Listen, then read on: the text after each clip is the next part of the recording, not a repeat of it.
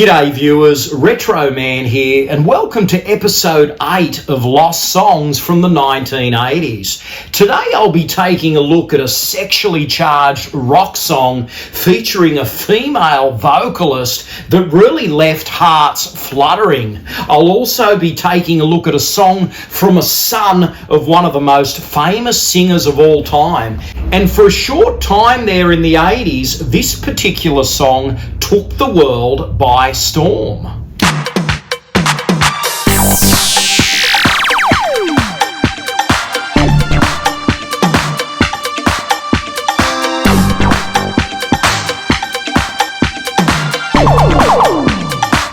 Too Late for Goodbyes is a 1984 song by Julian Lennon.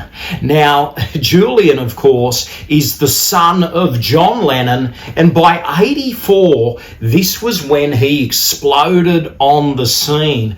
And for a short time there, Julian Lennon became a bit of an international phenomenon. His late father had passed in the early 80s, and people were just happy to see and hear more Lennon. So Julian came out and it really made people happy. And this song, Too Late for Goodbyes, really struck a chord with the public. It had a steady vocal track by Julian, and it had a reggae backbeat that just kept things moving. So the track was a really cool concoction. It had this effervescent charm to it, and Julian Lennon was just likeable. So Too Late for Goodbyes offered a lot in the marketplace in 84, and it really exploded in the United States and Canada. In fact, it actually went to #1 on the contemporary charts over there. So it also charted very well around the world. In the UK, it charted at #6. In Australia, it hit #13. And on the US Billboard Hot 100, it peaked at #5. So really, this song went well. It was well received, and Julian Lennon was very much embraced by the public. And Too Late for Goodbyes was featured on Julian's debut studio album, Valette. But for whatever reason, Julian Lennon kind of faded from the spotlight thereafter.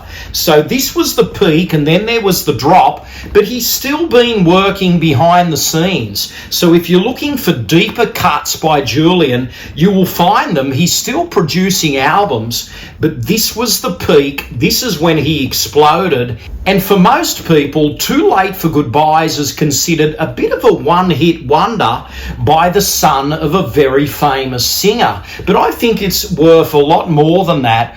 I think Julian Lennon has a lot to give. He's a fine vocalist. And this music video was really cool for its time. It was directed by the famous filmmaker Sam Peckinpah, who gave us that classic western, The Wild Bunch. And it's hard to believe that Sam would actually be doing a music video in the 80s. But remember, this is Julian Lennon, the son of John, so it did garner attention. And this is a very steady music video. So it shows Julian standing there just performing the track. But this track also features some awesome harmonica work by Belgian jazz musician Toots Fickelmans. So the music video has a nice sheen to it, but it's straightforward. It delivers what it needs to do, and it presents a new star to the world.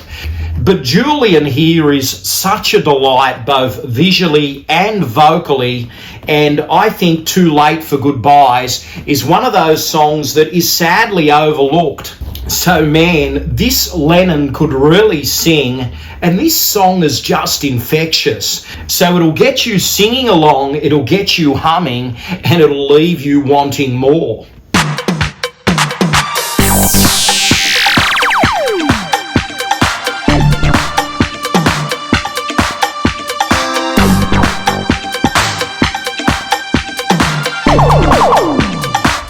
I Want Your Love from 1988 is a song from English pop pop rock band Transvision Vamp. Now, when this song burst on the scene in the late 80s, it really captured people's attention. You had a female singer there front and centre, very sexually charged, and I think a lot of guys went, wow, this singer really has some chops. Her name, of course, was Wendy James, and for a short time there, Transvision Vamp were kind of the next big thing. So this song went very well, but it had a music video that really backed things up.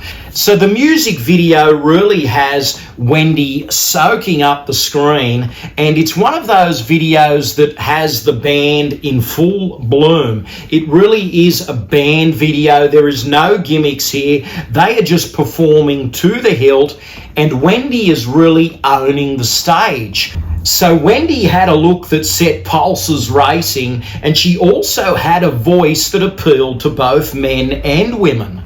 So this song had really something going on, and this band, I believe, could have been bigger. And I Want Your Love became a minor hit. I mean, it reached number 7 on the Australian singles charts. It also reached number 5 in the UK, and in New Zealand it got to number 9. So it did very well in those parts of the world, but it went even bigger elsewhere. It made it to number 1 in South Africa and also Norway. So Transvision Vamp had a strong following for a short time, and they looked like they had a bright future. I think a lot of people that grew up in the 80s will really remember Wendy James for that short period of time there where she stood out as the next it rock chick.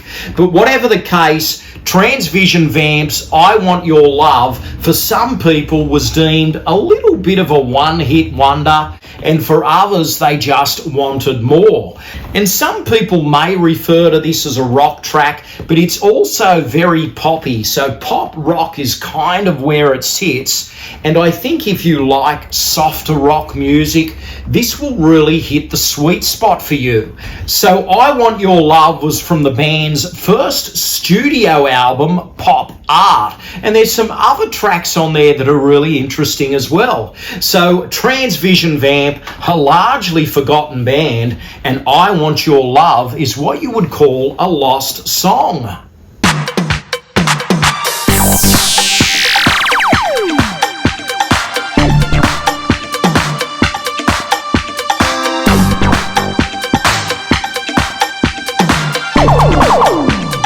So it was an absolute pleasure talking about these lost songs, and I will be back with some more very soon. But in the meantime, please share your thoughts on these oddities in the comments below. Let's get the discussion flowing. And if you haven't already, please subscribe. It really helps. And also hit that notification bell so you don't miss an upcoming episode. So there should be another one coming very soon. But until then, this is Retro Man, living the dream, retro style. Stay gold. Thanks for watching. Retro Man will return faster than a boomerang. But in the meantime, please check out these other episodes.